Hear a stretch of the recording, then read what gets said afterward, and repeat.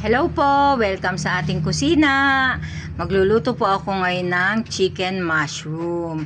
Meron po ako ditong Baguio beans, carrots, bawang, sibuyas, manok, mushroom, pampalasa, cream of mushroom, patis at paminta.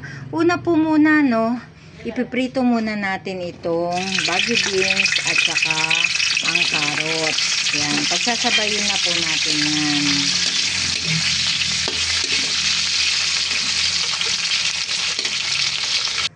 Yan, pagkaprito, itatabi lang po natin yan. Magigisa na tayo ngayon ng bawang.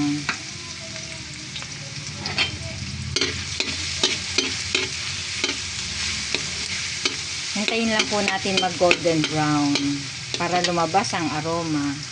Pag nag golden brown na po ang ating bawang, isunod na po natin ang sibuyas.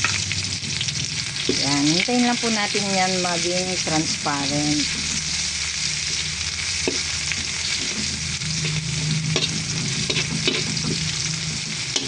Masarap po kasi pag pag lutong-luto ang ating bawang, mabango ang ating niluluto. Ngayon po, ilalagay na natin ang manok. Yung tinagtad natin manok. Yan. Lalagyan po natin yan ng paminta at saka ng patis. Yan. Pampawala rin po yan ng lansa. Bukod sa pampaalat ng ating niluluto, tatanggalin po ng patis yung lansa ng ating manok. Yan. Sangkutsa muna po natin yan bago natin yan tatakpan. Yan, hayaan po muna natin sipsipin ng ating manok ang patis para malasa. After 40 minutes, luto na po ang ating manok.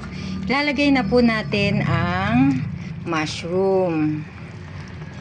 Ibubuhos ko na rin po dyan yung itinunaw kong cream of mushroom sa tubig. Yan. Bubuhos na rin po natin yan. Dinagdagan ko lang po kasi yung mga suki ko naghahanap ng sabaw. Yan. Pakuluin lang po muna natin yan. Yan. Pagkulo, timplahan na natin siya ng paminta. Yan. Haluin lang muna natin.